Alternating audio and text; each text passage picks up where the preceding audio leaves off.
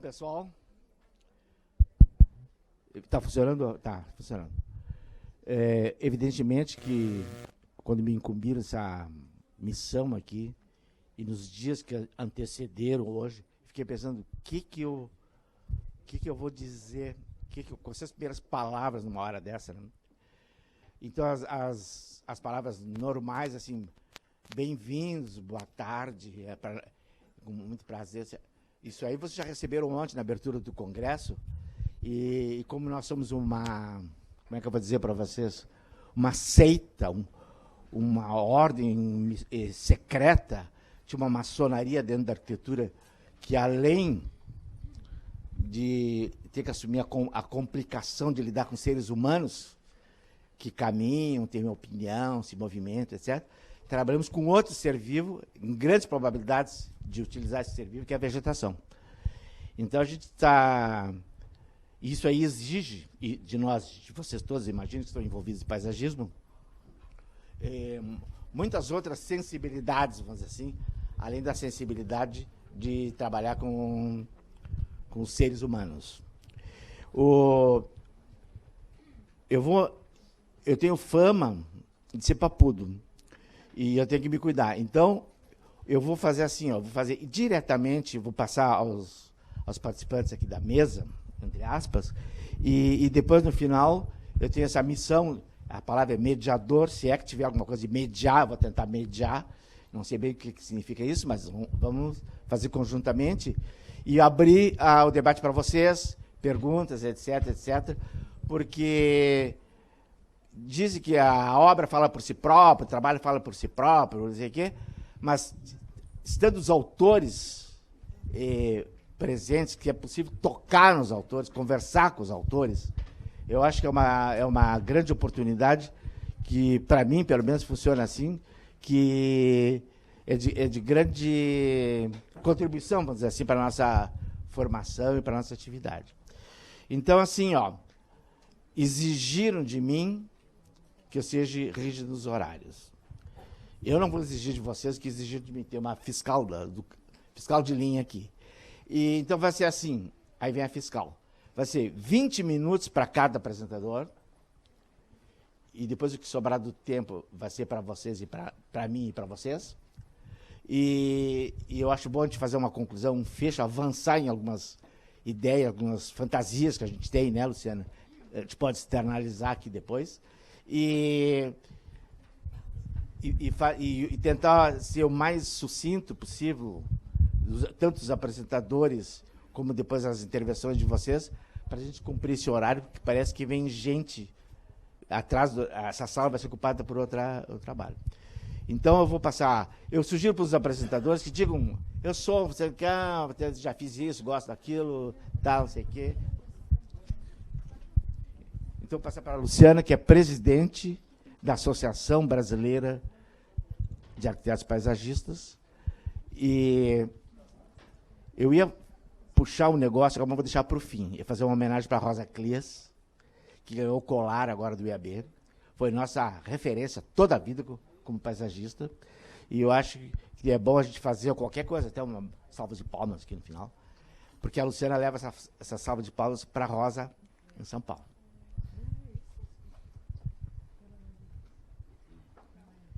E você está notando, né? A Rosa é mulher, a Luciana é mulher presidente, tem uma incidência muito grande de arquitetas mulheres em paisagismo, acho que mais ainda, felizmente, não estou me queixando. Obrigada. Tem o passadorzinho. Para frente, para trás. Está funcionando. Está funcionando, então vamos voltar. Bom, gente, muito boa tarde. Meu nome é Luciana, como vocês estão vendo aí, eu sou arquiteta urbanista, formada pela FAUSP São Paulo, em 90. Eu fui me especializando neste campo de trabalho profissional, que é aquilo que eu prefiro chamar de arquitetura da paisagem. Depois a gente vai desenvolver mais isso, e se eu tiver a oportunidade de falar mais sobre isso, me encanta essa perspectiva. Vocês vão ver que tem uma matriz relacionada à linguagem e tem uma matriz relacionada ao campo disciplinar, como ele foi fundado. Eu sou formada em arquitetura e urbanismo, mas também tenho uma outra graduação. Eu sempre tive escritório e eu também me graduei em filosofia, e isso é algo que pode parecer peculiar, porque eu não fui para o campo das teorias. Eu costumo dizer que a arquitetura e filosofia se encontram na paisagem. E quem se aprofundou nesses estudos compreende um pouco do que eu vou falar, e a minha apresentação tem um pouco a ver com isso também. O nosso futuro comum é um grande desafio.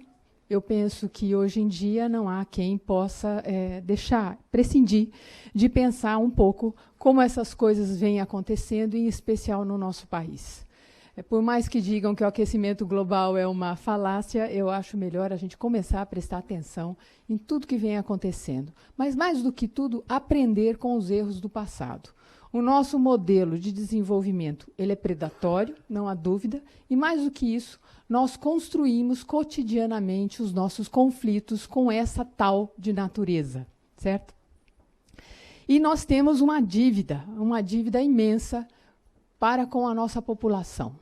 Tudo aquilo que a Emília Maricato se referiu, as questões justamente de boa parte da população sequer saber para que nós existimos. E um arquiteto da paisagem, então, menos ainda. Certo? Só que eu estou aqui para dizer que nós somos fundamentais. E se eu tivesse que dizer que um arquiteto é fundamental para o século XXI, eu diria que é o da paisagem. Como vocês viram, eu milito o tempo inteiro. Certo? Mas essa história tem que ter um começo, e todos os começos são arbitrários. Eu vou começar quando esta coisa, de fato, começa a adernar, ou seja, começa a ter grandes problemas. A industrialização, ela traz consigo um fenômeno que já havia acontecido na época do Renascimento relacionado às cidades, mas isso se torna muito mais tenso, denso e sanitariamente complexo a partir do fenômeno da industrialização, como eu imagino que todos aqui saibam. E isso trouxe um problema seríssimo, que é um problema de salubridade, portanto, de doenças, de mortes. E aí eu tenho esta aposta de algum modo, ordenar as cidades. Nesse processo de ordenamento, eu trouxe aqui a paradigmática Paris, porque todo mundo conhece, porque fez o curso de arquitetura e urbanismo, os planos de Haussmann. E por que eu trago isso? Esse é um momento em que a natureza vai participar da cidade enquanto plano. Ou seja, os boulevards, que são uma invenção parisiense, também vão ser propaladamente colocados nos planos de Cerdá ou em outros lugares, mas fundamentalmente eu queria chamar a atenção para esta peça urbana aqui, o chamado parque. Quando é que o parque surge? O parque surge justamente no momento em que as cidades estão precisando de um fôlego em relação à natureza. E esse parque, Birkenhead, foi feito pelo mesmo cara que fez o Palácio de Cristal, o Joseph Paxton. E o que acontece? Como é que essa história toda vai se somar? Essa peça urbanística, ela vai fazer pauta, ela vai fazer parte do programa das futuras cidades. Esse sujeito aqui é o sujeito a quem eu dediquei boa parte do meu doutorado. Quem quiser conhecer o doutorado, é aquela plataforma da Universidade de São Paulo que se chama Dédalus. Põe o meu nome, vocês vão encontrar o meu doutorado. Tem toda a cozinha de como esse grande projeto aqui foi construído, que é o Central Park. Mas, mais do que isso, o que aconteceu, e que eu acho muito bacana, é o seguinte. O Olmsted foi dar uma volta em Londres, por vários motivos, que eu conto com vagar no meu doutorado. Mas o mais interessante é que ele teve uma epifania, ou seja, ele encontrou o Birkenhead Park e percebeu que o que as cidades precisavam era de grandes parques. Por quê? Porque o parque ele tem uma função infraestrutural fundamental nas cidades. O parque drena as cidades, o parque renova os ares, o parque altera a temperatura. Ou seja, eu acabei de enumerar questões infraestruturais, mas, fundamentalmente, o parque é o lugar do encontro público. O parque é o lugar onde a gente consegue serzir a nossa alma.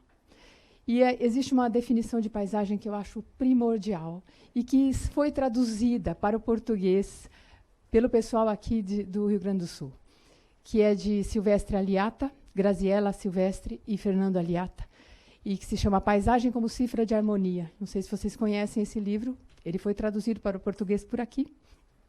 E olha que definição bonita. Paisagem É isto que cerce ou tece a nossa relação, a relação da humanidade com a natureza. Ou seja, a paisagem é uma construção cultural. Paisagem é algo que está para além simplesmente da natureza. Natureza também é um construto e eu trabalho isso no meu doutorado. Uma construção. O que é natureza para um grego não vai ser o que é natureza para uma pessoa do medievo, que não vai ser o que é natureza para uma pessoa, por exemplo, da época do romântico. Mas o que eu quero trabalhar aqui é a ideia de paisagem e da construção de paisagem como uma necessidade e não como um luxo. E essa frase não é minha, é do Burle Marx. Tá?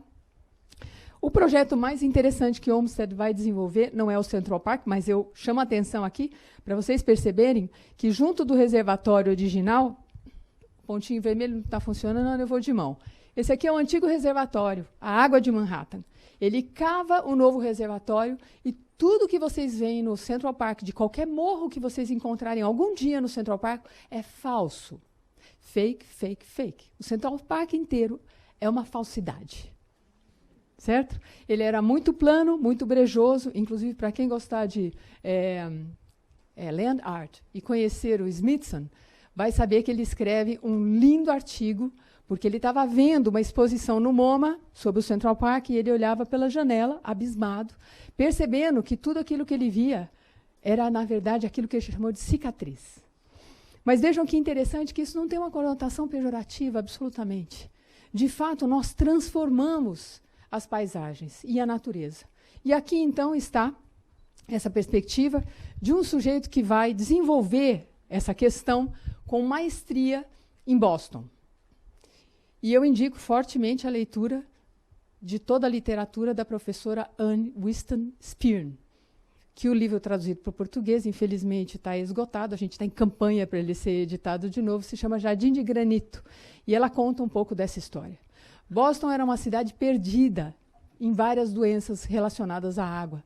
O Olmsted chega e faz um sistema de parques. Então, Boston, que você conhecer, que você caminhar nos parques, saibam que aqueles parques foram feitos na viragem do século XIX e que transformou toda a fisionomia da cidade e criou toda uma vida urbana que antes não existia. Aqui um deles. E agora eu vou, enquanto isso, na América Latina, exatamente na cidade de São Paulo, o que acontecia? Eu estou exatamente na mesma época, 1889, final do século XIX. Nós estamos aqui com essa São Paulo, está entrando a ferrovia, o café vai transformar o estado num estado bastante rico, a ferrovia vai drenar toda a produção para o Porto de Santos, que depois vai ser, inclusive, reformado ou drenado pelo Saturnino de Brito, em um outro registro, não naturalizado como o de Olmsted, porque ele é um engenheiro com formação francesa, portanto, ele vai fazer os canais, mas essa é outra história que eu não vou contar aqui. Eu queria que vocês atentassem para isso aqui. Isso aqui é o Parque Dom Pedro, isto aqui é o Parque do Anhangabaú. Ou seja, existiam parques? Existiam. Olha só, Parque do Anhangabaú, Boulevard, Teatro Municipal São Paulo. Olha, vejam, voo de Zeppelin, vocês estão vendo 2 parques implantados, então é mentira que a gente não planeja as coisas. E é falso que a gente não elabore os projetos e os implante. Mas também nós destruímos bastante, certo? E agora eu mostro para vocês o Anhangabaú. Os anos passando, o Anhangabaú se torna um estacionamento. O Anhangabaú hoje até tem um túnel embaixo da via. E nós temos, então, agora eu vou mostrar para vocês o que virou o nosso Parque Dom Pedro, aqui, onde está o Mercadão. É um belíssimo macarrão, uma macarronada de viadutos, certo? Não é estranho que tudo tem enchentes. Nós construímos as enchentes, nós ocupamos as várzeas. Que coisa insensata, não é? São Paulo, região entre lagos. Opa! Não nos enganemos, os geógrafos sabem muito. Essas são as planícies aluviais. O Tietê aqui em cima, com o Tamanduateí, aqui é a região do Parque Dom Pedro, e o Pinheiros aqui também com uma planície sedimentar. Esse parque foi projetado pelo Saturnino de Brito exatamente em cima do rio Tietê. Ou seja, nos falta muito, nós ignoramos um bocado a história. E nós reiteramos muitos erros. Se houvesse um parque, não haveria isso, certo? Pois bem, tudo são as opções que fazemos. E, para mim, pessoalmente, a grande questão é o que faremos, já que isso se coloca e nós não podemos ignorar. O escritório que fundei, junto com meu digníssimo esposo, Leandro Schenck, se chama Estúdio Ilex. Ilex, inclusive, é o nome científico da erva mate, tem a ver com a minha história pessoal, porque parte da minha família é do Mato Grosso e lá não se toma chimarrão, se toma tereré. Nós temos alguns concursos públicos nacionais ganhos, outras premiações do IAB. Eu não vou entrar nesses detalhes, mas o que eu quero trazer aqui, esse, por exemplo, é a cidade de Canela. Nós ganhamos o primeiro prêmio em Canela em 2006, mas não foi construído também. Nós temos um histórico nesse país de concursos públicos que não são construídos. O último que nós ganhamos e que eu adoro muito, muito, é aquele último ali, que é um parque em Gama. É o Parque Vivencial do Gama, uma das cidades satélites de Brasília, e que nós tínhamos clareza de que isso poderia mudar a vida das pessoas.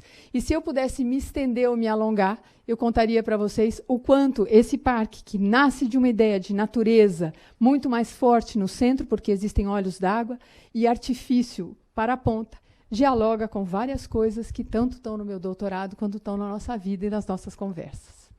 Mas eu vou contar para vocês uma história presente, uma história que eu desenvolvo como atividade de extensão dentro da Universidade de São Paulo, com vários times de aluno que vão se alternando conforme o tempo passa. Isso aqui é, bom, Presidente Prudente está aí porque eu nasci lá, só assim. E São Carlos está lá porque São Carlos é onde eu dou aula. A Universidade de São Paulo tem 2 cursos, a FAUSP São Paulo e São Carlos. Quando nós resolvemos ter filhos, eu tive filhos muito velhinha, eu disse para ele, só vai dar se a gente estiver longe dessa cidade, porque se eu continuar aqui, eu vou continuar acelerada. Como vocês podem imaginar, nós mudamos. São Carlos tem essa cara de município, eu tenho essa mancha urbana aqui, é um lugar muito privilegiado, porque não se toma água servida de nenhum outro município. A gente escolheu a dedo o lugar que a gente ia morar. Tá? Em termos geográficos, eu estou no divisor de águas do estado de São Paulo, eu tenho 850 de cota, a mesma cota de Campos do Jordão, o ar é bom, a água é boa, a gente vai mudar para lá. Foi assim. E aí eu passei no concurso da USP e ele fundou o escritório, refundou o escritório lá, porque na época a gente tinha ganhado Canela, então dava para sobreviver durante um tempo. E aí, essa é São Carlos, o que tiver desta cor é a linha férrea, é o Washington Luiz, é a rodovia, e os rios principais. Eu vou pedir para vocês prestarem atenção que as histórias são as mesmas. Altos e baixos, tremenda impermeabilização, e aí a história é a mesma sempre, não é? O que eu tenho aqui? Pelo Fusquinha, vocês estão vendo que faz tempo que enche. E não enche a perifa, enche o centro. Essa é de 2015. Todo ano eu sou entrevistada pela EPTV, que é a Rede Globo de lá, e eu dou a mesma resposta. Nós ocupamos as várzeas, não vai ter jeito. Ou a gente muda a atitude ou vai continuar enchendo. E aí, como está no centro comercial, isso é uma tristeza, não é? Bom, é uma tristeza sempre, não é só porque é o centro comercial. Mais um pouquinho disso. E agora eu vou mostrar para vocês que, nesta área verde clara, vocês estão vendo a mancha urbana de São Carlos, existe um vetor de expansão, é uma gleba rural abraçada de cidade por todos os lados.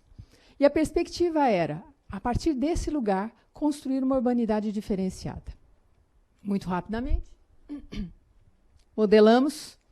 Isso são anos, tá? Eu estou contando 5 anos em alguns minutos. 5 minutos, ok. Isso aqui é uma disciplina de extensão, foi divertidíssima. Nós juntamos não só arquitetos urbanistas, mas nós juntamos engenheiros ambientais, ecólogos, a Federal lá em São Carlos é muito forte, tem um curso de biologia. Então, tudo que a gente tinha ocupado num determinado lugar, o biólogo brigava com a gente porque a gente tinha ocupado o lugar onde um sapinho XPTO, que só nascia lá, não podia ser ocupado. Ok, a gente não ocupa mais. Então, o que vocês estão vendo? É uma atividade interdisciplinar. Tem que aprender a construir transversalmente. Mas qual é a questão que nós aportamos? Nós aportamos 2 questões fundamentais. Nós aportamos a questão estética. O que se projeta é uma experiência de lugar. E nós aportamos uma questão de história, memória, cultura, patrimônio, que não está nas outras profissões quando é projetável, certo? Eu vou tentar desenvolver um pouco mais isso. Isso aqui é para mostrar para vocês que a gente ainda desenha à mão. Tá? E isso aqui são vários... são umas férias que a gente levou isso para o escritório.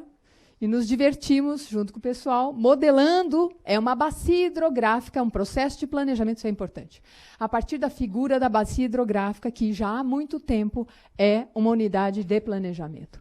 Todo desenho urbano, desenhado, uma questão de congruência entre o meio físico e o processo de desenho. Na minha disciplina de pós, o que eu trabalho é o modelo cidade-jardim e as ressonâncias do modelo cidade-jardim em tempos contemporâneos, até o New Urbanism e blá, blá, blá. Essa é outra história. Agora, as APPs, eu estou com a camada do corpo legal aqui.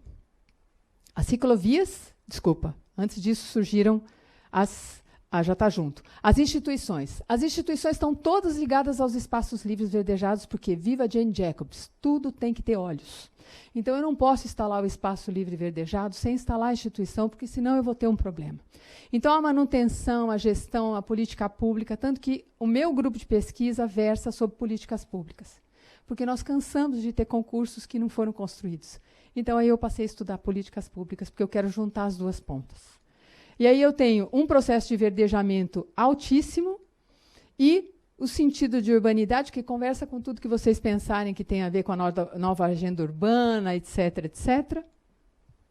Eu tenho a instituição de um plano diretor, e tudo isso a gente estava fazendo porque a meta era influir no processo de revisão do plano diretor, porque essa porção de terra era aí entrar no jogo urbano.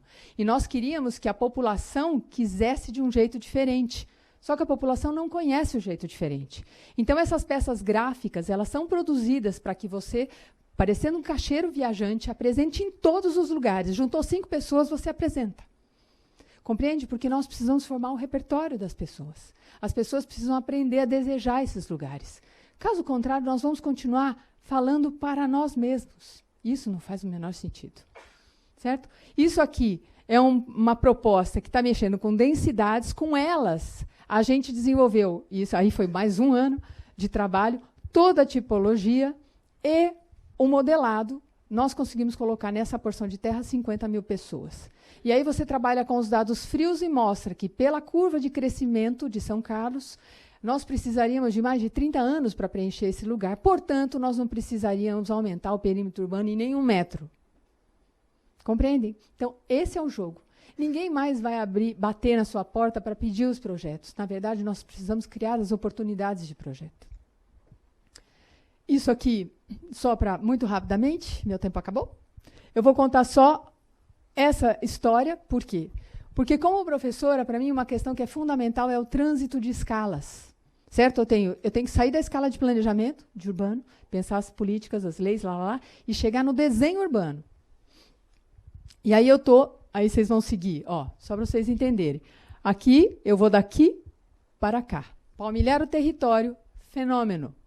Aí é como aquela brincadeira que você vai acompanhando a bolinha e vendo que, mais do mesmo. Isso aqui é um encontro de rios.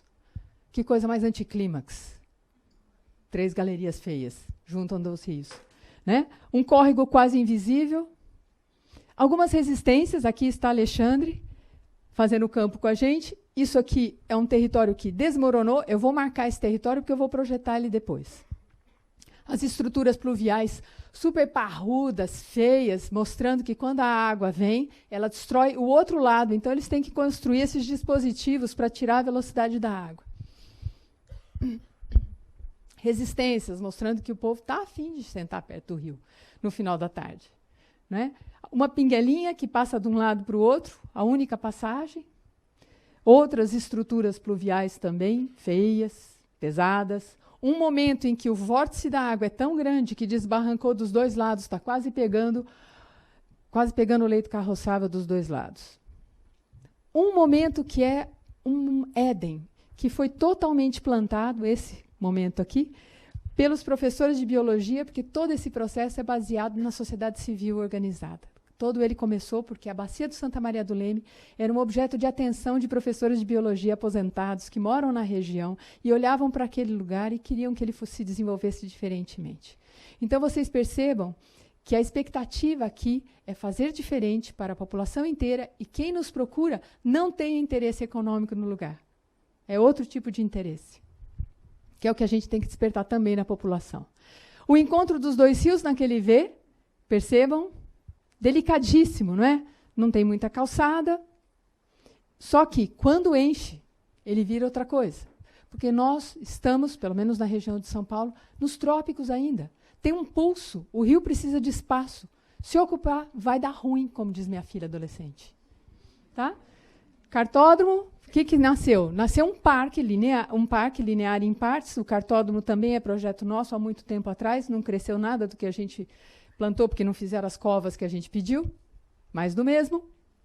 Mas vamos andar um pouquinho. As estruturas criadas e que vocês estão vendo vão ser numeradas, tem uma máxima. Eu vou do mais naturalizado, que é onde estão as nascentes, até o encontro dos rios ali. As estruturas de mitigação, que seriam a chamada infraverde, foram colocadas em lugares estratégicos, mas não são os corretos, porque normalmente a gente deve colocar a montante e não a jusante. Só que, nesse caso, a gente só tem limão, só vai dar para fazer limonada. Então, aonde tiver espaço livre, nós vamos estar trabalhando o infraverde. E, como vocês podem ver, a gente fez isso em todos esses pontos que ficaram azulados. Ó, vou para trás, vou para frente. E eu tinha uma arma secreta, que era um engenheiro hidráulico, que estava sonho de consumo de qualquer arquiteto, não é? Um engenheiro hidráulico que estava me dizendo quanta água eu tinha que salvar. Estou terminando, juro. Aqui o cálculo hidráulico da minha arma secreta, que eu perdi para o Japão, o Augusto foi embora. E aí, as curvas, a prova de que eu estou precisando segurar essa água, porque ela está enchendo, inclusive, os espaços que são livres, ela está alagando tudo. Vou começar devagarinho. Lá do cartódromo, com água, sem água, a imagem sem água, a imagem com água. De novo, agora eu estou no cartódromo, que era um antigo cartódromo, foi reconduzido, foi alternado para transformado em um parque. Sem água, com a retenção. Agora eu vou estar aqui, nesse ponto, com água. Estruturas para tirar a velocidade da água. Em relação à drenagem, você tem que segurar a água, tirar a velocidade, dar tempo para ela drenar. De novo, outro lugar. Esse é o lugar onde o Alexandre estava, que caiu o barranco. A gente está construindo um lugar para que as pessoas possam botar a mão na água, porque nós precisamos conseguir construir um novo registro de afeto em relação à água. Porque a água só é se tornada visível quando ela é uma dor de cabeça, ela é um problema. Nossa cultura está de costas para as águas. Só quando a gente olha as revistas, a gente fala, que lugar bonito. Só que isso nunca existe nas nossas cidades, de um modo geral. Portanto, os projetos que são feitos e bem feitos devem ser valorizados, mas esses espaços aqui são todos espaços absolutamente delicados. Não existe nenhuma intervenção massiva. Todas elas são absolutamente pare, olhe, sinta, ouça, bem nessa direção. Esse lugar é o lugar que a gente transpunha, com água, com mais água ainda. Os gabiões aqui são usados como diminuidores da velocidade da água. Esse é um lugar de acesso que tinha um desnível, a gente está trabalhando um dos lugares de acesso. Lá em cima, o lugar que foi plantado aquele bosque bonito que vocês viram, que eu disse que era um pasto de braquiária em 72, e o professor foi plantando até que virou aquele bosque. E eles queriam justamente alguns mobiliários, porque eles fazem vários processos de levar as crianças para verem o plaqueamento das árvores, e etc. E aí a gente cria um mobiliário muito despretensioso mesmo. Eles queriam um orquidário, um lugar para poder fazer festas. Eu volto e mostro de novo a ciclovia, que ia fazer a volta nesse parque, e mostro de novo a bacia. E muito obrigada.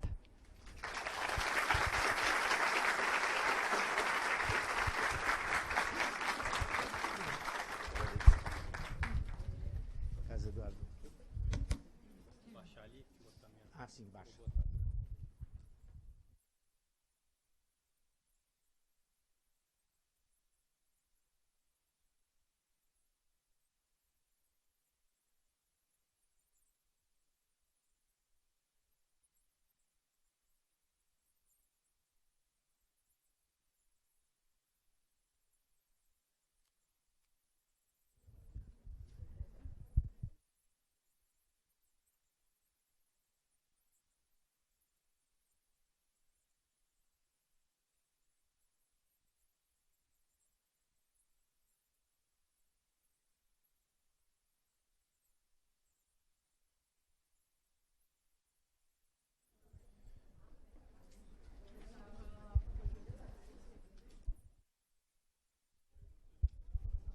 aprender a mexer aqui.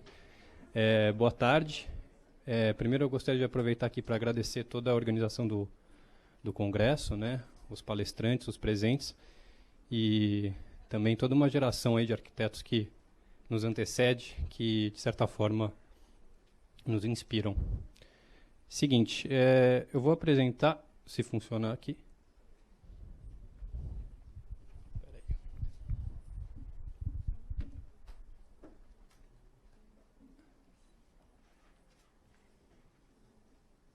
Aí foi. Ixi, peraí. Acho que não está funcionando. Ah, foi. Bom, eu vou apresentar o projeto que nós fizemos agora há pouco tempo, para o concurso do Parque do Morro da Manteiga, em Camaçari. Enfim, esse é o morro que era o objeto do concurso, né? A gente pode ver que ele naturalmente é uma grande referência para a cidade de Camaçari, e que, apesar disso, ele tem os seus problemas, né? Eu acho que é isso que a gente estava conversando agora. Ao invés da gente cuidar dos espaços livres da natureza, talvez que ainda nos cerque, a gente vai degradando ela. Então, essa é uma imagem aérea que vai mostrando que, apesar dos trabalhos que a prefeitura fez no final de 2010 até 2012, de retaludamento de toda a área, a gente ainda tem um pouco de alguns pontos de erosão, alguns pontos mais sensíveis. E por isso que acho que, de uma forma muito nobre, o IAB da Bahia organizou um concurso para tentar restaurar a questão ambiental desse morro e tornar possível que a população o utilize, pelo menos de uma maneira mais aberta, né? Porque a gente vai ver que ele já é utilizado. Então, assim, esse projeto em Camaçari é uma cidade que eu nunca estive. Nenhum dos membros do nosso grupo esteve lá. Mas a gente hoje tem a possibilidade de entrar no computador e descobrir o que o afegão comum, vamos dizer assim, faz lá, né? Então, a partir de redes sociais, de Instagram, Facebook, algumas redes também mais específicas de esporte, a gente foi descobrindo que tinha muita gente que praticava mountain bike, praticava corrida, trilha, e também praticava, vamos dizer assim, procissões, atos religiosos. Então, a relação da população com esse morro já existe, ela está lá, a gente só precisava, talvez, aproveitar o impulso, né? Inclusive, atos de recreação e algumas festas que aconteceram lá, apresentação de falconismo, coisas desse tipo. E, óbvio, a pessoa que só sobe na montanha para poder ver a vista, né? Contemplar a cidade, ver a paisagem. Então, a gente foi juntando tudo isso, fez um mapinha aí meio sem vergonha, mas que vai mostrando essas atividades. Então, a área onde tinha mais corrida, a rota da Via Sacra, onde eram tiradas a maior parte das fotos. E também a gente mapeou, acho que isso é um dado que já foi dado pelo concurso também, as infraestruturas instaladas que tinham lá. Eu acabei pulando a apresentação, o Rogério tinha pedido, vou aproveitar agora. Eu sou formado em 2011 pela FAUSP de São Paulo. Depois eu fiz um mestrado em 2016. Então eu sou recém-saído aí da faculdade. E a gente escutava muito lá, enfim, tanto o pessoal da área de paisagem como o pessoal da área de urbanismo, de projeto, sempre falando que o desafio, talvez agora da nossa geração, seja construir no construído, né? E quando a gente vê um mapa como esse, que o espaço já está ocupado ou tem alguma ocupação, mesmo ele sendo uma área quase que baldia da cidade, a gente vê que isso é verdade. Então a gente mapeou essas infraestruturas superficiais e também aquelas mais escondidas, que são algumas redes de adutoras que cruzam o terreno, e as redes de drenagem que foram feitas nessa projeto de retaludamento.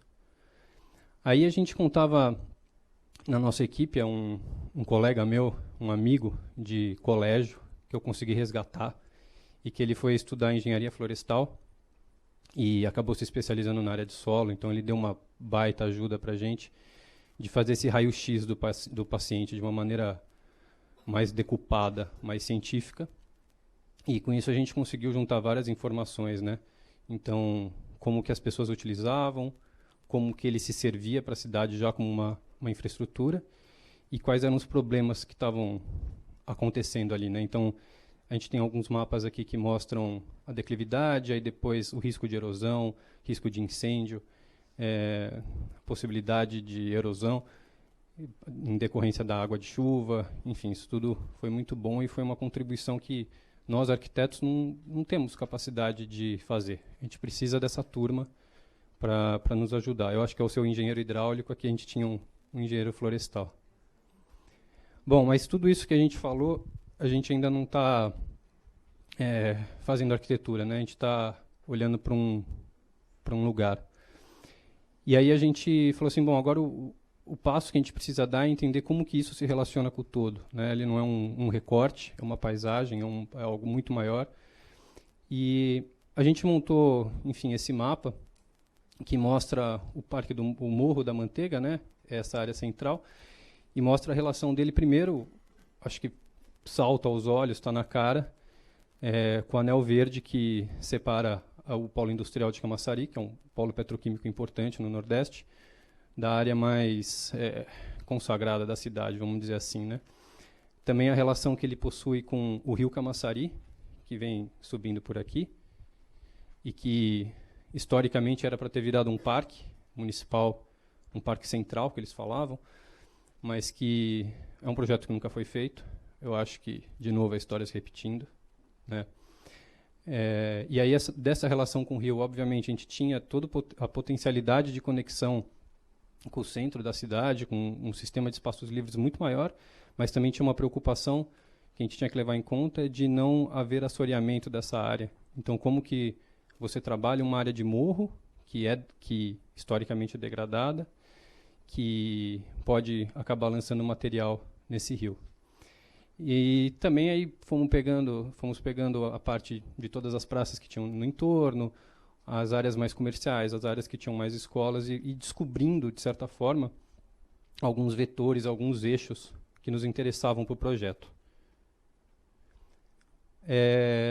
Isso tudo que eu estou falando, ele, enfim, aconteceu de uma maneira muito mais bagunçada do que parece, né?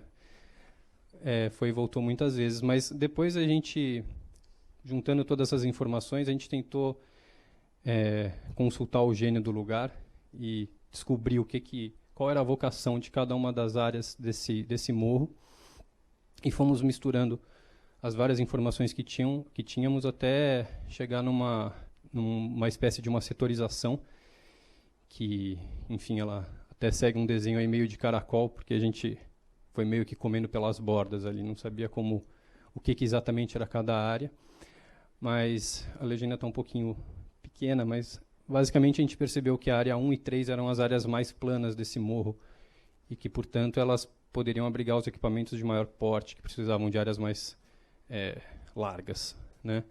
A área 2 era uma área que era menos conectada com a cidade, mais conectada com a estrada, e que, portanto, e também já tinha um acesso de caminhões por ali, e que, portanto, seria uma área muito boa para fazer a parte mais funcional do parque, né?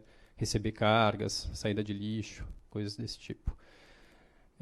A área 4, uma área um pouco mais isolada pela questão da própria topografia, então a gente teve um olhar um pouco especial para ela, como a gente poderia criar alguma coisa que atraísse alguém até aquele lugar de mais difícil acesso. A área 5, um vale, quase que um anfiteatro natural, que também já tinha uma via que foi construída, que nunca foi conectada com nada, mas que já estava lá. A área 6, uma área que tinha muito contato com a cidade, ela tem uma espécie de penetração da cidade nessa área, que é até uma questão da gente pensar assim, de novo, né, qual é o planejamento das nossas cidades, o projeto urbano. Isso é um projeto de Minha Casa Minha Vida, que a gente vê pelas fotos, não se relaciona com nada no entorno. Área 7 e 8 eram áreas já um pouco mais vegetadas e que já tinham um uso mais definido, então mountain bike e uma área mais de passeio. 9 é onde acontecia a Via Sacra, e 10, que era o centro disso tudo, que a gente imaginou que poderia ser uma praça articuladora, um espaço de articulação de todos esses usos, mais específicos que a gente foi identificando. Então a gente passa para aqui tem uma planta geral do parque que a gente propôs. Basicamente a gente tentou trabalhar com uma ideia de camadas que vão se interrelacionando. Então eram 2 camadas mais dedicadas à questão da recuperação ambiental, que era o centro desse concurso, né? E 3 camadas que, na falta de um nome melhor, a gente deu programas, mas que basicamente seriam a fruição paisagística, o uso das pessoas. Então, são os percursos, as atividades e os equipamentos, né? Tentando gerar espaços de convívio, que, enfim, abrigassem a população. Então, daquela setorização que eu mostrei anteriormente, a gente vê que a distribuição foi tentando desenhar esses espaços. Primeiro a gente desenhou 1 a 1, depois a gente foi fazendo um exercício de articular eles, que a área é muito grande, né?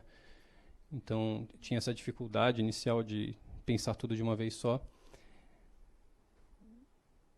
E pegando mais a questão agora da recuperação ambiental, a gente, enfim, em conversas com o nosso engenheiro florestal, que estava nos ajudando, ele falou assim, olha, aqui tem uma questão fundamental que tem que ser levada em conta, que é a declividade do terreno. Então, a gente acabou criando grupos vegetais, né, de acordo e tentando se adequar à declividade de cada ambiente, né, de cada trecho do parque. E disso a gente começou a desenhar, como é uma área muito grande, a gente não se debruçou a desenhar cada metro quadrado, mas a gente foi criando sistemas de ocupação conforme mudava a topografia, né? Então, nas áreas mais planas, que são sobretudo ali onde se encontra com o anel florestal, a gente imaginou algumas pontes verdes para fazer uma relação com o anel florestal, tanto na parte de fauna e flora. Conforme vai ficando mais com uma declividade maior, criamos algumas lagoas de retenção desse material que desce das encostas e também possibilitando uma drenagem da água dentro do lote do parque. Áreas um pouquinho mais elevadas, mas ainda planas, a gente colocou as quadras poliesportivas, áreas de passeio, e conforme ia subindo o morro, a gente teve que usar espécies que se adaptam melhor a essa declividade, esse tipo de solo. E também, conforme as árvores diminuíam, a gente também poderia criar alguns objetos que visualizavam, né, esses observatórios que a gente criou. Então, a gente montou um quadro que, aí pensando, às vezes nos perguntam como que vocês enxergam a vegetação, né, como natureza ou como uma matéria-prima. A gente enxerga, talvez, ela de uma maneira que ela é quase que uma continuidade dos materiais que a gente escolhe para todo o projeto, né? Por isso que a gente montou esse gráfico mostrando desde as árvores até o tipo de pavimento que a gente está imaginando para cada área. E aí apresentar um pouquinho daqueles equipamentos que a gente foi imaginando. Então, a partir das ligações que a gente identificou que eram interessantes para o parque, nós criamos 5 portas de entrada, que são esses 5 quadrados, uma mais dedicada à entrada de automóveis, todas as demais mais voltada para o pedestre. Tem áreas de estacionamento ao lado, imaginando que esse parque é metropolitano, então vai ter gente que vai vir de longe, mas mais voltado mesmo para quem chega a pé ou de bicicleta. E a ideia é que cada porta de entrada ela seja uma passagem. Então a gente imaginou isso como um claustro, uma área que a pessoa faz essa quebra da vida cotidiana para a vida do parque. Aproveitando os pontos mais altos do morro, nós criamos 4 mirantes, que são observatórios, né, na verdade, do entorno, cada um orientado em um ponto cardeal. Então, o leste e oeste, a gente sabe, a gente está olhando o nascer e o poente, né? Enquanto que o norte e o sul, eles também são opostos, vamos dizer, porque um olha para a cidade e o outro olha para o anel verde e para as fábricas que estão atrás. Então, é como se cada um desses observatórios eles tirassem uma fotografia, né? Tem uma imagem diferente da paisagem.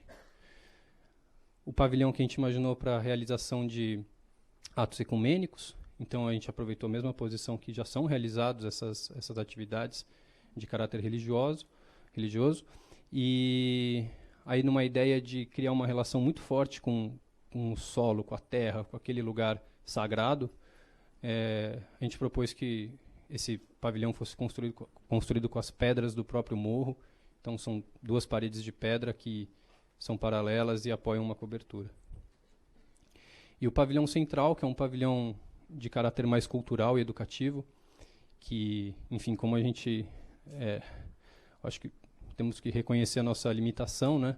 A gente não sabe exatamente como a população quer usar. O que a gente propôs é que fossem atividades educativas e culturais.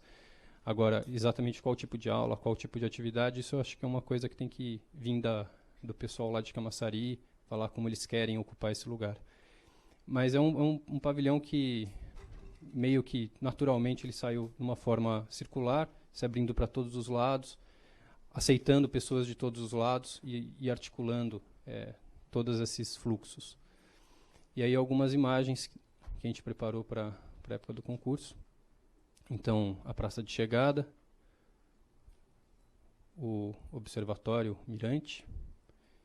Até é interessante dizer que aquele prédio mais alto é um marco em Camaçari. Recentemente teve depois que a gente faz concurso, a gente começa a seguir Instagram, essas coisas da cidade, e eu descobri que acabou de ter um concurso de fotografia e a foto que ganhou é daquele prédio ali. Pavilhão ecumênico. E a área do parque, né? Então, com aquele pavilhão central e a esplanada central.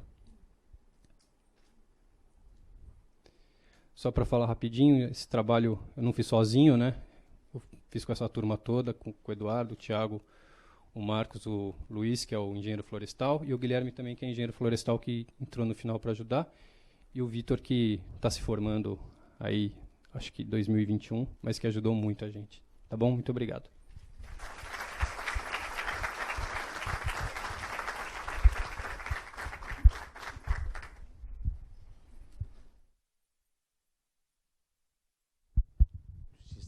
Pessoal, acho que é bom vocês assim anotarem o que vocês querem perguntar, em função da Luciana e agora também do Carlos Eduardo, para, no momento que vocês ganharem os direitos de falar, etc., serem mais objetivos possíveis para a gente ganhar tempo. Agora eu vou passar para o Taqueda. Os porto-alegrenses conhecem bem o Guilherme. Só para dizer que o Taqueda foi meu aluno e ele quase rodou. Mas isso que eu estou dizendo é um elogio, não é... Pô, tá me entregando. Poxa, boa tarde. Eu sou paisagista por causa do mestre aqui. Palmas para ele, pessoal. Graças a ele, a gente fez alguma coisa nesse mundo aí. E é muito bacana. Obrigado, Rogério. Bom, eu sou esse aí. Eu sou, apesar dessa cara de paulistano, sou gaúcho, tá? Sou daqui, falo tchê, tomo mate, todas essas coisas. Não tererê, né? E uma coisa bacana é que a gente participou de vários cursos, né, de novo urbanismo, de charrete, que é o projeto colaborativo, mas uma coisa que me marcou bastante é fazer parte da fundação do Placemaking Council, que é um conselho que foi feito pelo PPS, né, Projeto Public Space de Nova York, que ele tem o objetivo de criar ambientes vibrantes. Isso é bacana. E desde que eu participei dessa fundação em Detroit, isso nunca me saiu da cabeça. Como criar ambientes vibrantes, né? Então, para começar, né, esse processo, assim, a gente criou várias coisas. Eu dou aula também na Fundação Getúlio Vargas de neuroarquitetura. Quem sabe o que é neuroarquitetura aqui? Já ouviu falar nessa palavra? Opa, já tem alguns que já ouviram falar. É uma nova disciplina, a gente vai falar aqui sobre isso, tá? Dentro do tempo que a gente está prevendo. Mas como a gente está falando em neuro, primeira coisa que a gente vai fazer é energizar. Todo mundo de pé, por favor. Quem quer energizar, de pé. Quem não quiser pode ficar sentado. Mas vamos energizar. Feche os olhos e abra a mão e pensa num sol maravilhoso. O sol maravilhoso fazendo entrar uma energia fantástica para que esse congresso seja maravilhoso e encha vocês de muita energia. Aleluia! Maravilha! Fiquem aí. Tem outra forma de energizar, que é o Kiai. Quem faz lutas marciais sabe. Kiai é aquele grito que é Ki, energia, Iai, é lá de dentro. Então eu quero que vocês gritem de forma bem forte, Kiai, dando um soco para cima. Pode ser? Que isso energiza muito todo o congresso. Não só essa sala, mas todo o congresso. Quando já três, nós vamos falar 3 vezes Kiai. Pode ser, pessoal? E quando eu vou falar energia, vocês gritam Kiai. Energia! Não é assim. Isso aí não faz energia nenhuma. É que aí para ouvir no outro auditório, pessoal. Energia! Energia! Energia! Pode sentar. Bom, agora todo mundo acordou, agora dá para continuar. Vamos lá. É muita palestra, vocês já estão cansados, já vieram de outras partes, e o nosso objetivo é ser vibrante. É isso aí, tem que ser vibrante. Esse é o nosso escritório, vai fazer 30 anos, a gente está apresentando isso, o Rogério pediu, mas não com o objetivo de mostrar o que a gente faz, para mostrar o que a gente aprendeu, certo? O que a gente aprendeu. Tá o pessoal do escritório aqui, está ali. É, o que eles fizeram, levanta a mão, vão fazer o merchandising aí. Ah, não quero levantar. Mas a gente aprendeu com o Vitacom, com essas empresas que sempre estão cobrando, Max House, estão cobrando criatividade, estão cobrando que a gente faça trabalhos interessantes, que busque Mata Atlântica, coloque árvore dentro da garagem, pessoal, Mata Atlântica, faça Minha Casa Minha Vida, que traga qualidade para dentro dos empreendimentos e façam com que as pessoas cada vez mais vivam com qualidade. Certo? Esse é um projeto aqui em Porto Alegre. Esse é atrás do metrô de Tatuapé. Nós estamos em 24 estados, eu fiz a conta ontem, e Distrito Federal. Esse aqui é um projeto da Triptych e do KV, Königsberg. É um dos maiores prédios que vai ter em São Paulo. Também está trabalhando para o grupo do Hard Rock Hotel. Isso aqui é em Fortaleza. Até perco a voz quando faço isso, né? É para energizar vocês. Então, são vários projetos em todo o Brasil que a gente está fazendo, isso aqui em Caldas Novas, certo? Que é assim, tudo isso, todos esses projetos, o que fizeram? Provocaram a gente para trazer o diferencial. E esse diferencial é que a gente está tentando há muito tempo trazer essa vibração. E aí em Minas a gente fez aquela coisa, né, maravilhosa que é charrete meet, ideação, pegar os projetos urbanos e pegar a população, convidar a população e fazer design sprint. Aqui numa escola, aqui no Rio Grande do Sul, a gente fez, e eles conseguiram arrecadar 2 milhões, quase 400 mil em 2 dias de doação, certo? Só porque o projeto foi colaborativo. Fizemos lá em Ribeirão Preto, no Supera Parque da USP, fizemos também a praça principal lá de Anápolis, certo? E ela foi construída, isso que é bacana, com o trabalho colaborativo da população. Fizemos o maior parque de Goiânia, aqui do lado é a prefeitura, pessoal. Isso aqui é a prefeitura. O parque tem 70 hectares, tem tamanduá lá dentro, e estava abandonado há 20 anos. Imagina, 20 anos. Fizemos um workshop com mais de 200 pessoas, e o mais bacana é que o projeto sai da população. E quando a gente terminou o projeto, teve o governador até foi ver e doou dinheiro para esse parque. Então, quer dizer, é possível criar áreas vibrantes, existe esse mercado de criar áreas vibrantes com a população. Também fizemos um trabalho lá com as 23 cidades da área metropolitana do Rio de Janeiro, fizemos esses workshops colaborativos, chamamos as prefeituras. E o mais legal, depois dessas propostas, foram mais de 1.000 propostas das prefeituras, do pessoal técnico das prefeituras, nós conseguimos entregar para o Lerner mais de 1.000 ideias para ele fazer o plano metropolitano do Rio de Janeiro. Então, é um processo bem bacana. E para que eu estou falando tudo isso, certo? É porque as coisas estão mudando. Só deixa eu saber quanto tempo eu tenho. 10 minutos, sim. Estou falando rápido, então vou respirar. A mente humana, pessoal, nós queremos desvendar. Com tudo isso que a gente aprendeu, Rogério, nós temos que desvendar que droga a gente tem na cabeça, certo? Nós trabalhamos com muito esterco, essas coisas que vêm da merda, né? A gente tem que fermentar na cabeça. E eu fiquei pensando, o que a gente tem na cabeça? Porque se a gente for ver, quando lá o Papa, aquele antes desse aqui, que eu não sei o nome, esse aí, a praça de São Pedro estava assim. E depois já, no Papa atual, já estava assim. E nas últimas eleições da Americana, as pessoas já estavam assim. As pessoas estão mudando. Hoje, nos shows, as pessoas veem o show assim. Eu acho que eles veem o show em casa, porque não pode ser. Né? A Apple quer proibir, a Apple quer fazer um sinal para que não se grave mais, né, o show dessa forma. Eu não sei, parece japonês. Japonês faz viagem, grava tudo e vai ver a viagem em casa. É uma loucura.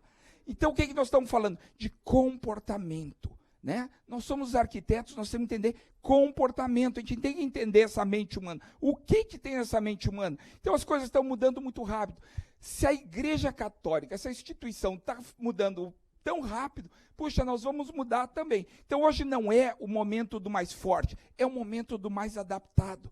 E nós arquitetos temos que nos adaptar a essa nova realidade. Está mudando muito rápido, são muitas ciências que estão vindo aí, e a neurociência é uma das principais. E se nós não entendermos qual é o comportamento do nosso cliente, do nosso usuário, nós estamos, desculpe a palavra, professor, fudidos, tá? Fudidos, estamos fora do jogo. Outras, não foi, é por isso que eu quase reprovei.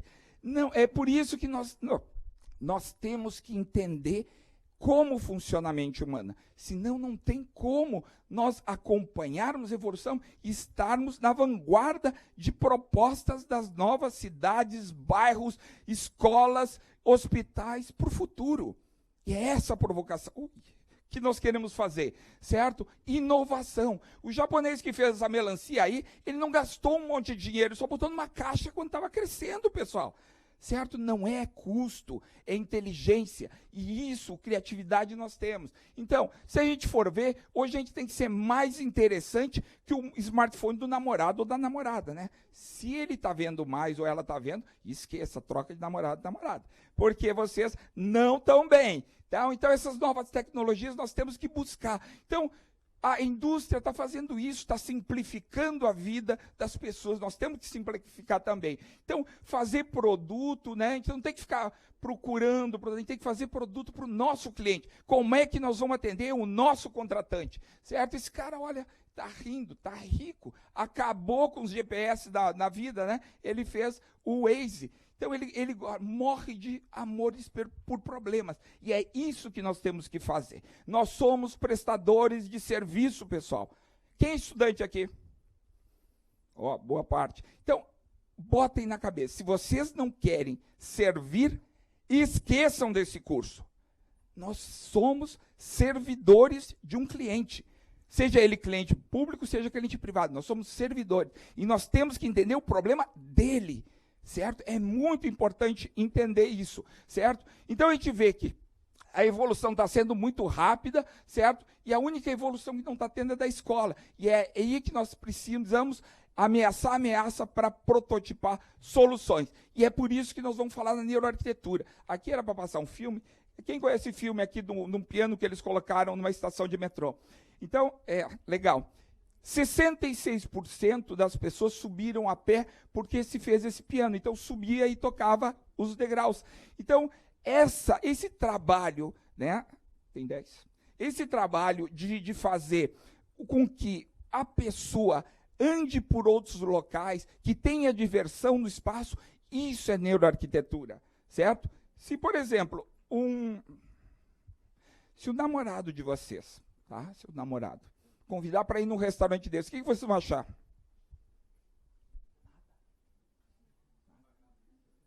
Puxa, vai ter que pagar a conta. Não, vai dizer que ele tem dinheiro.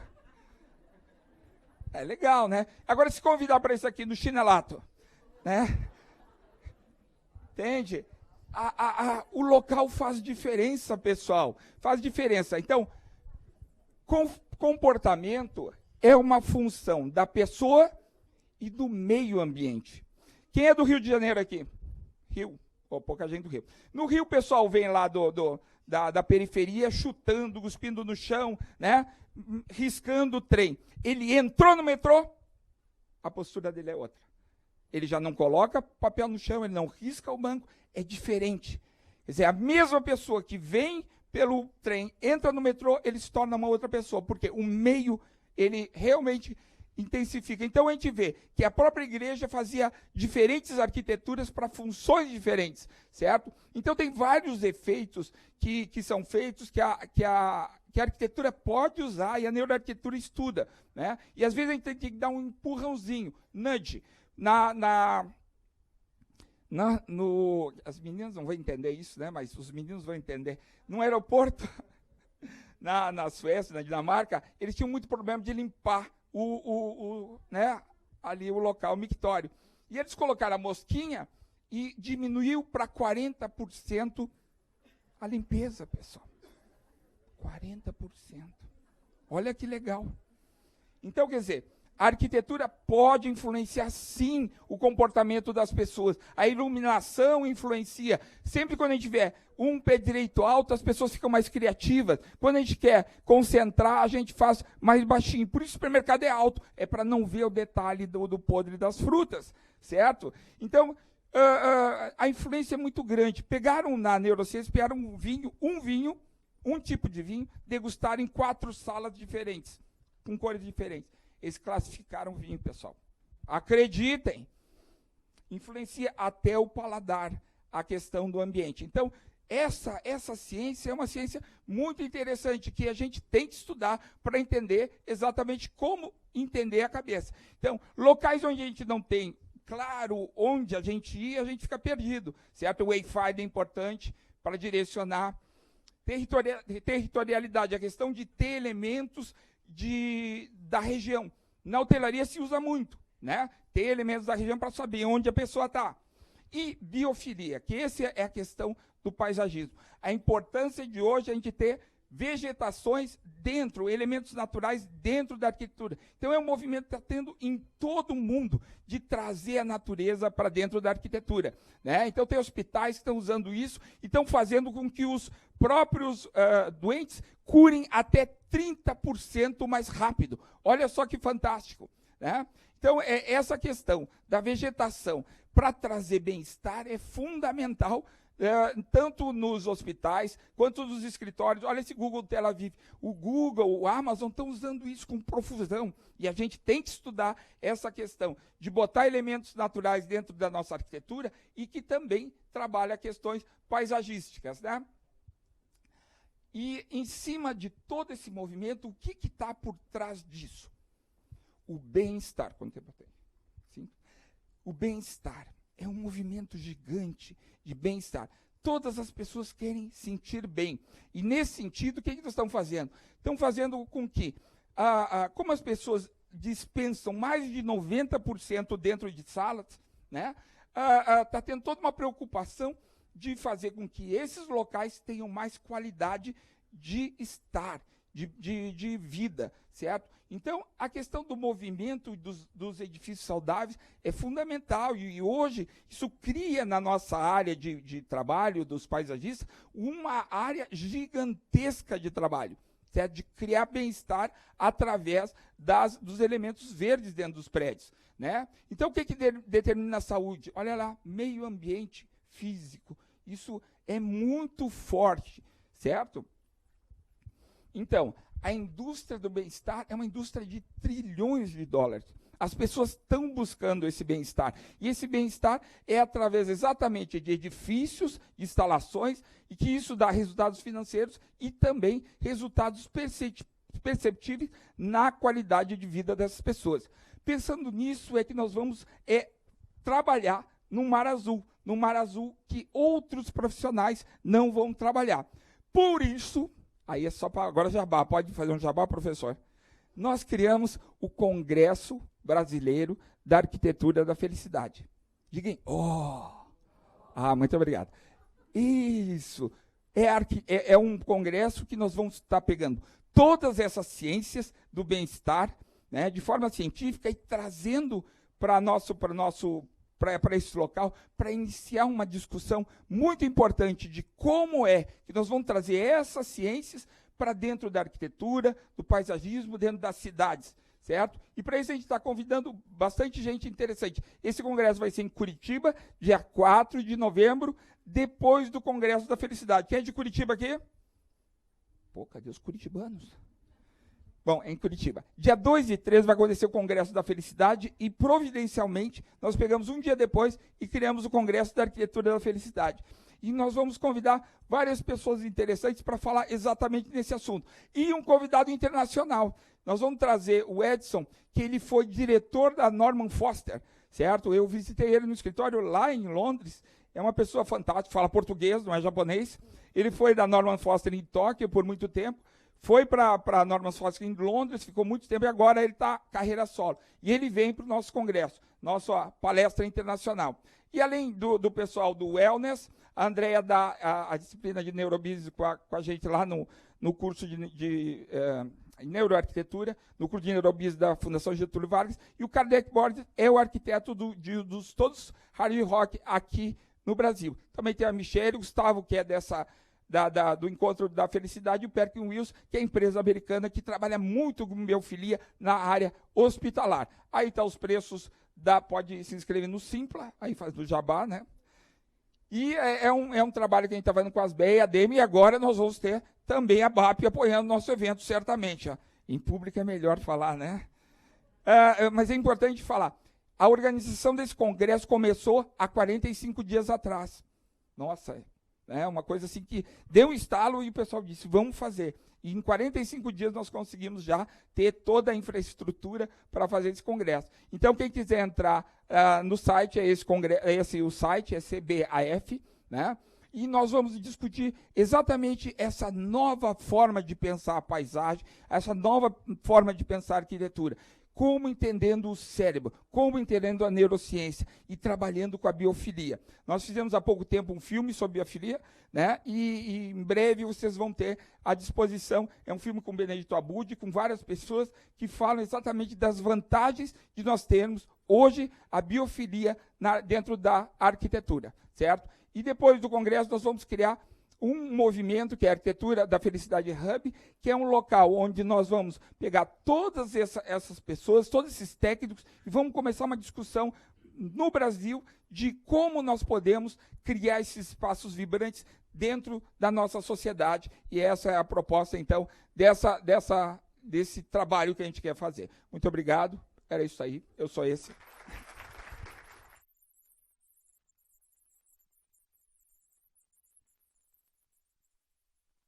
Quer deixar um pouquinho de energia para mim aqui. Pessoal, tu vai cronometrar agora. Nós vamos passar diretamente para a plateia. Se alguém quiser fazer algum comentário, são 3 focos. Pode ser, boa ideia.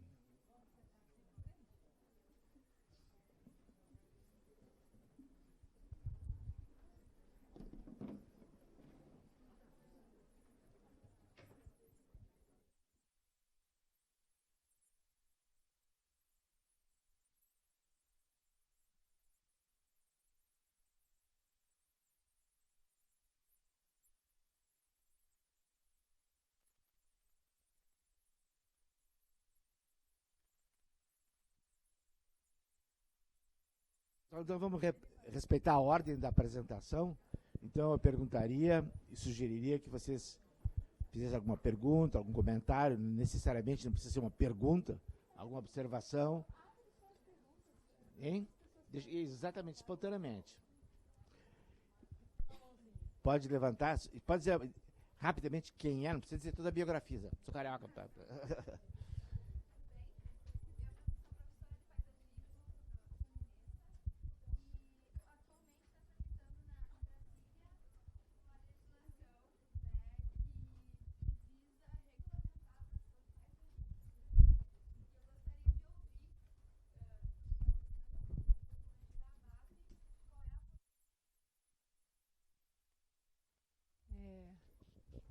Alô, alô?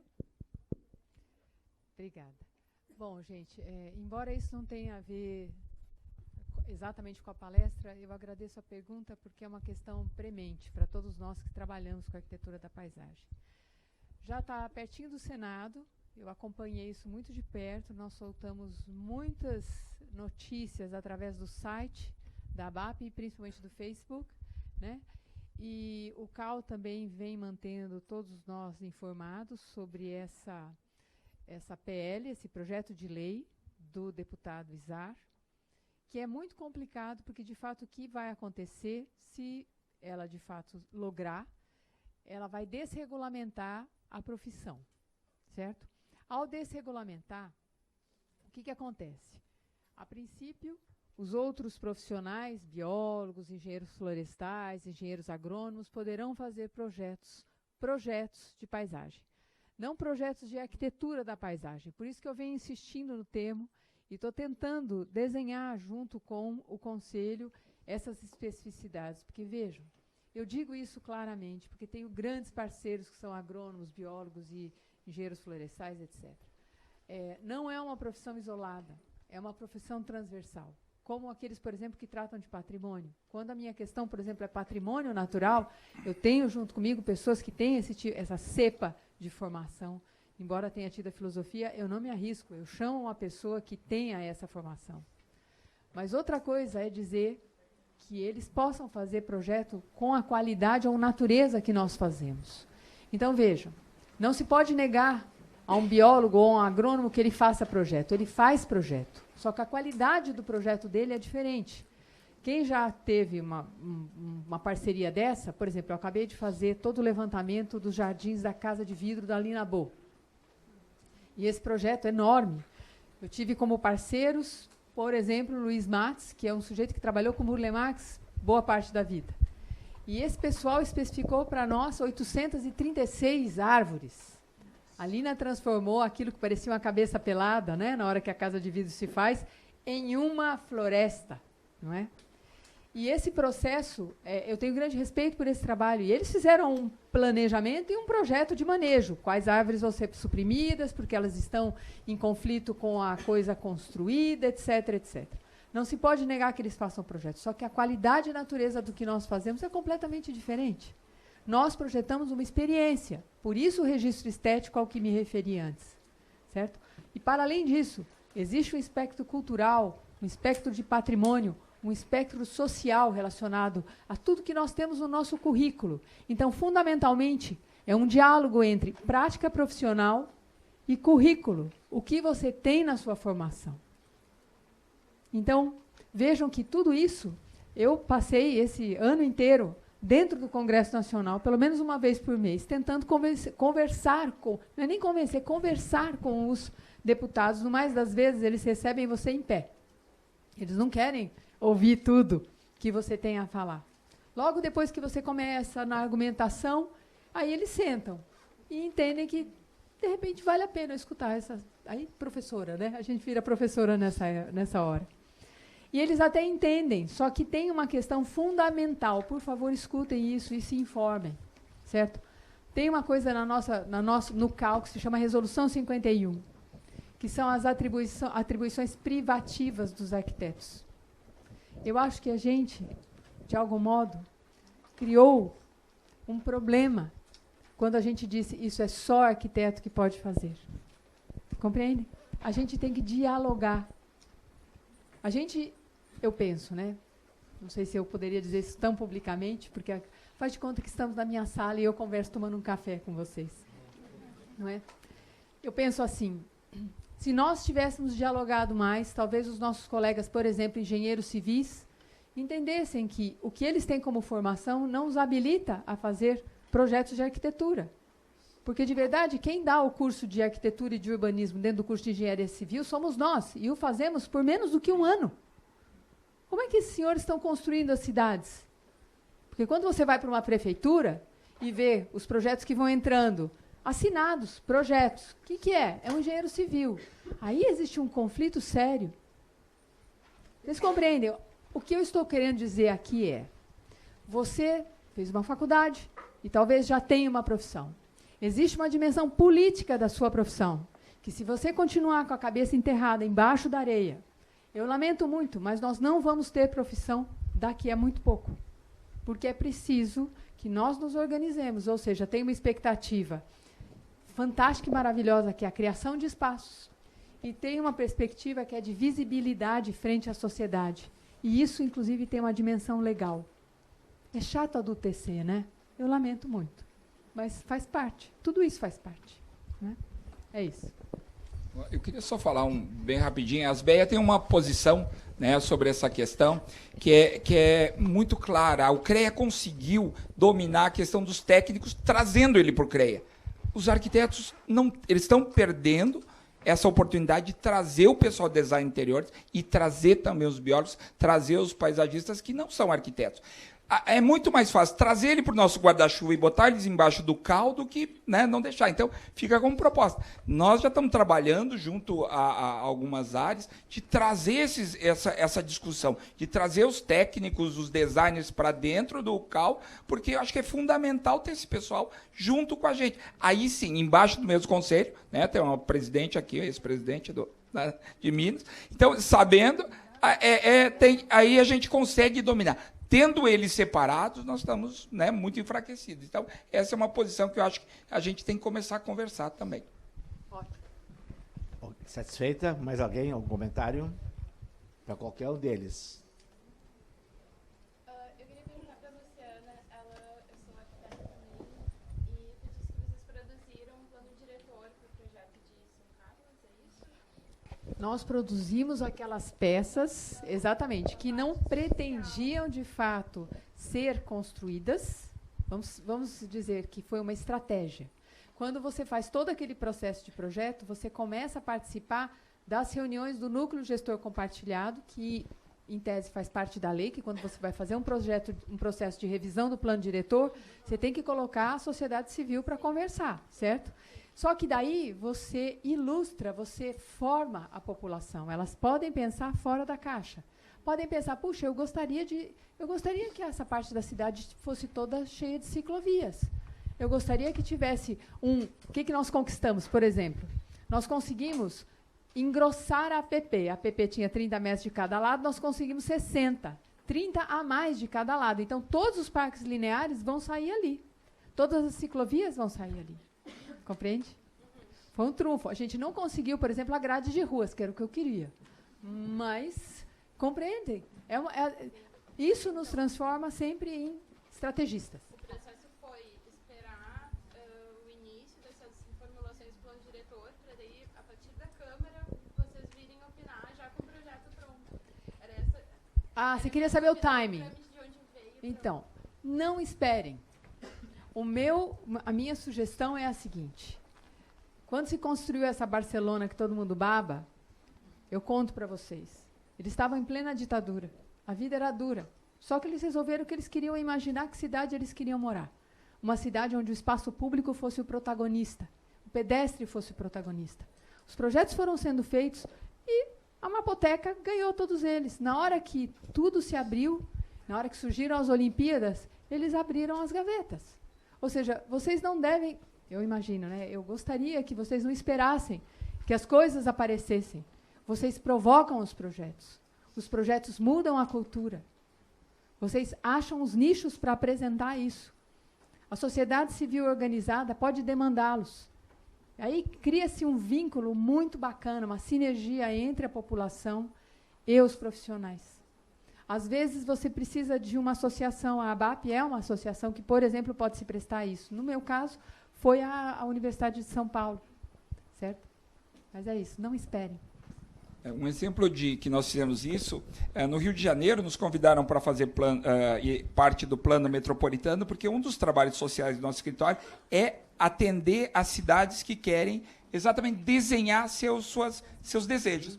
Um sonho nosso era que o plano diretor fosse desenhado. Ao invés de ser uma lei que só eles conseguem fazer, né, e ter poder sobre algo escrito, o arquiteto odeia lei e escrito, e eles fazem isso para a gente não gostar mesmo. Então, a nossa proposta é o quê? Vamos desenhar a cidade. A gente dá o lápis para a população, as entidades, eles se organizam. Lá no Rio de Janeiro, fizemos mais de 4 cidades, fizemos em Duque de Caxias, e chamado pela Associação de Moradores.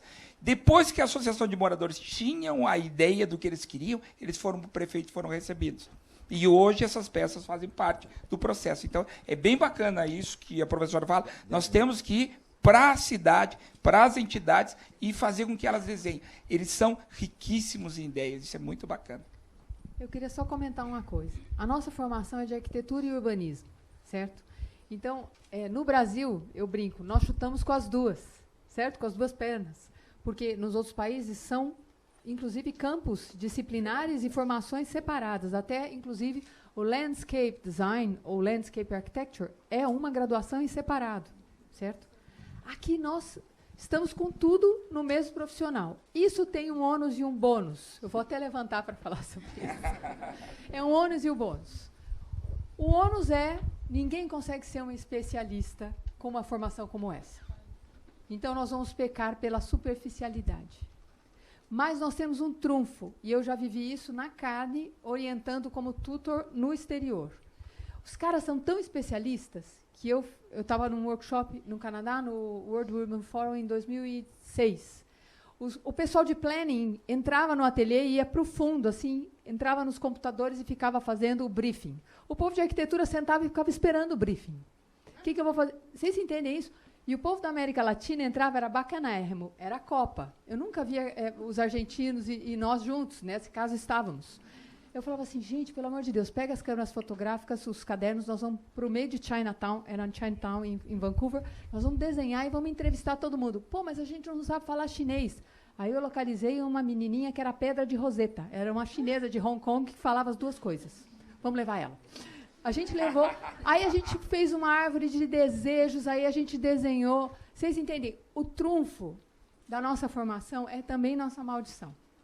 Então, nós vamos nos especializando conforme a experiência vai vindo. Nós temos um débito com vocês. Por exemplo, a ABAP. Eu fiz os meus cursos na Associação Brasileira de Arquitetos Paisagistas e há muito tempo ela não faz cursos. Nós estamos tentando retomar isso. Só que nós precisamos das pessoas para conseguir fazer essas coisas também. Mas dentro desse ônus e bônus, nós somos urbanistas, portanto, nós temos que ser capazes de imaginar esse cenário legal e, ao mesmo tempo, fazer o desenho urbano. É por isso um pouco que eu trouxe esse trânsito de escalas para vocês. É isso. Eu só quero reforçar essa ideia da superficialidade, mas da generalidade, que é aquela piada que falam mal de nós, dizem que os arquitetos é como se fosse uma grande pizza de 5 metros de diâmetro, mas em compensação, ó, bem fininha. Quer dizer, nós somos amplos e nós somos especializados, a gente não sabe nada. Mas eu tive experiência profissional bastante, mais em áreas industriais, terminais de carga, etc. Estava com 8, 12 especialidades trabalhando conjuntamente. Eu era o único, no caso, quando tinha mais um arquiteto, que conseguia dialogar com todos. Ninguém deles tinha uma mínima ideia de como seria a proposta. Então, esse é um jogo. O espaço nos cabe, não é? Exatamente. Nos cabe enquanto proposta. E é nesse espaço que se materializa todas essas expectativas. Exatamente. E a analogia que reforça essa posição é na área médica. O médico de família, o generalista, o clínico geral, etc., desapareceu na evolução da especialidade, da especialização da medicina, e hoje quem resolve, quem localiza o problema, quem encaminha os problemas é o médico clínico geral. Inclusive, tem muitas especialidades que exigem, tipo pediatria, etc., que exige que faça uma residência em clínica médica antes de fazer especialidade. Quer dizer, que sejam urbanistas antes de serem design de objeto de espaço aberto. Tipo assim. Mais alguma pergunta? Tem que ser rápido agora, que ela está bilando sério. 5 minutos. Eu queria falar com a Luciana só no seguinte. Eu sou de Salvador, professor. Que legal. E trabalhamos também no concurso Parque da Manteiga, do Morro da Manteiga. A gente não chegou a nos encontrar. A gente não conseguiu terminar. Que é muito grande, então parabéns mesmo, Carlos, aí. Mas eu queria falar para você, perguntar se você, porque o nicho de paisagismo lá é muito fraco. A gente tem o Carlos Marabuti, que é o nosso paisagista mais conhecido, mas os cursos que ele dá, só ele que dá. Aí eu queria saber se a associação tem alguma pretensão de levar para um pouco do Nordeste, porque eu acho que fica muito acho que mais no eixo Rio, São Paulo, ou até o Sul. E o Nordeste está esquecido, eu acho, na questão O povo de São Paulo diz o mesmo, meu caro. De verdade, assim. É verdade. Eu vou prometer a vocês que é o seguinte, é uma promessa mesmo. Essa é uma pretensão que nós temos, né? De conseguir, de algum modo, transformar tudo isso que vocês viram, porque, assim, está muito além do jardim. É uma brincadeira que eu faço, né? A paisagem, a arquitetura da paisagem está além do que também é só o vegetado. Pensem nas praças secas da Itália, por exemplo. Pensem nesse modelo que a gente tem em Ouro Preto ou nas áreas centrais das nossas áreas históricas, né? Tudo isso é paisagem. O Morro da Manteiga é paisagem. Vou contar um segredo para vocês. Eu não conhecia o Carlos, mas eu fui júri do concurso dele. Olha que encontro mais fantástico. Preocupada, Eu achei um encontro fantástico na hora que eu vi, porque antes eu estava na outra mesa, anterior a essa, que era de planejar com a paisagem, inclusive chama isso. Porque eu tinha proposto esse nome, aí quando eu vi, me trocaram de mesa, não teve problema, eu troquei a palestra também. Mas eu fiquei muito contente, porque eu conheci a cozinha do projeto. E eu preciso contar para vocês que o que me encantou no projeto deles de saída, primeiro de tudo, foi essa capacidade que eles tiveram de fazer essa leitura em camadas. São muitas camadas, muito técnicas. Vocês viram que eles fizeram um resgate de uma amizade de infância, não é? E aquele amigo era engenheiro florestal, chama ele, né? E essa questão das camadas, mas mais do que tudo, é uma leitura cuja resposta faz o trânsito de camadas. Isso não é pouca coisa, gente. Exige muito, é um esforço de síntese tão bacana. E, ao mesmo tempo, quando ele conta a história, tem até um sentido, né? Uma linearidade. Quando você está no meio do processo, parece que nada vai pegar, não é? E aí, quando as coisas, de fato, se encaminham, aí todas as peças vão se encaixando. É maravilhoso. Eu sou suspeita de novo, né? Eu gosto disso. Eu acho muito legal isso que a gente faz. Mas eu prometo que vai ser pensado. Nós vamos aproveitar o entusiasmo, só um pouquinho, da Luciana. Pode sentar, se quiser. Porque aqui no Sul também, eu acho que a presença da Luciana pode despertar em nós, os gaúchos, vamos falar, vou defender o nosso lado agora. Estamos em casa. É de reforçar a ABAP, reforçar o ensino de paisagismo. Eu ia dizer, a melhor coisa, acho que, de hoje aqui, a gente está juntos, a gente se encontrou. Essa seita nunca se encontra, essa ordem religiosa.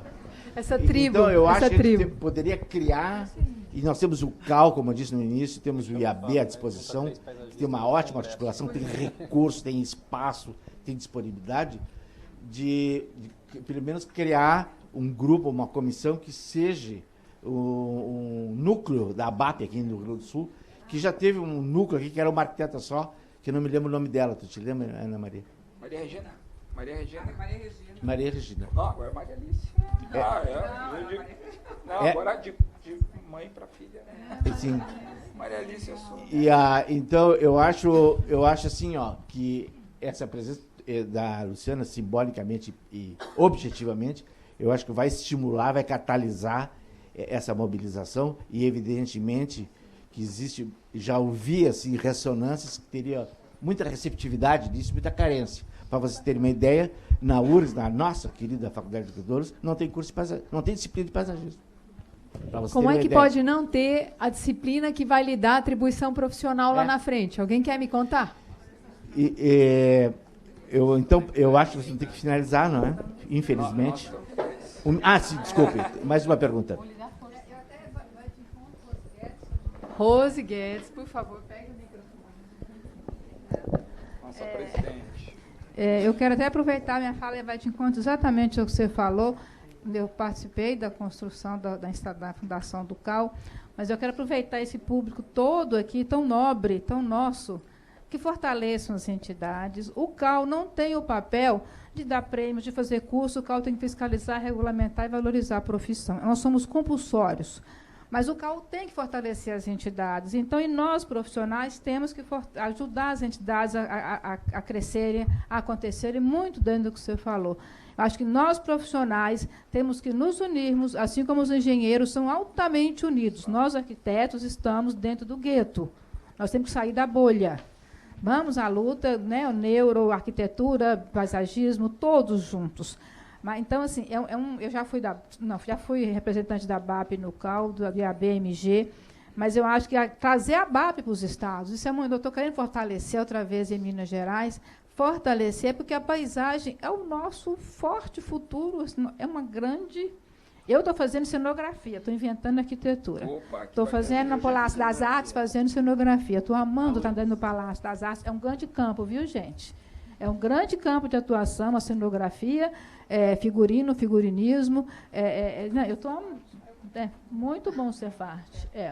Então, mas eu queria perguntar para você, é sobre projeto colaborativo. Você poderia falar um pouquinho mais? Tá aqui Nós, no celular, entidades em pobres, BH. carentes, as entidades pobres, carentes, precisam de projetos colaborativos, até para assistência técnica, para Exato. outras ações. Bom, na época que ela era presidente do CAL, nos convidou gentilmente para 3 workshops em Minas Gerais. Foi muito bacana fazer com as cidades, fazer com os estudantes.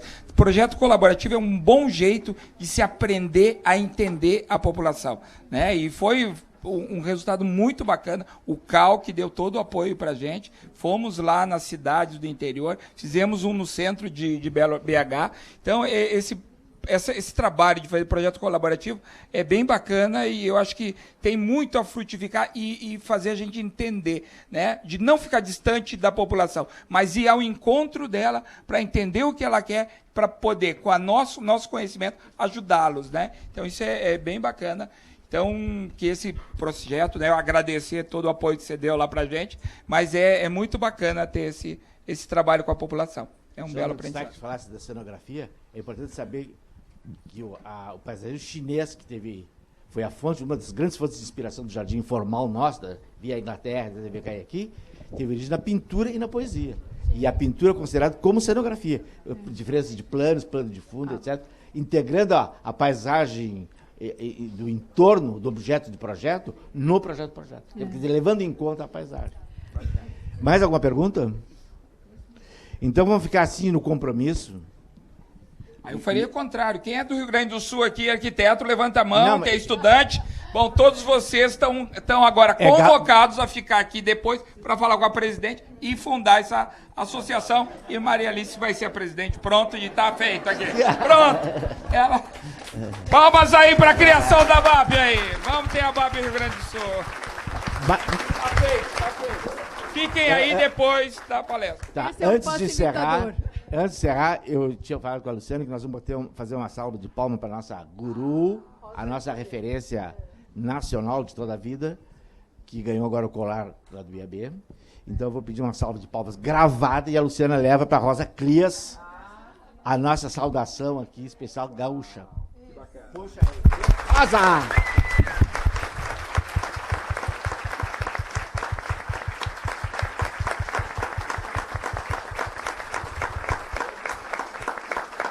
Pessoal, mais alguma pergunta? Não, estamos proibidos, né? Bom, então eu quero agradecer, em nome do IAB, do CAL, de nós mesmos, porque eu não estou aqui, eu faço parte dessa turma. Nós queremos agradecer vocês e vamos contar com a Luciana e vamos ver se a gente não fica só na conversa, porque existe muito potencial para isso. Não sei se nós podemos ficar. Gente. A gente pode ficar mais um pouco. Tá. Então tá, muito obrigado.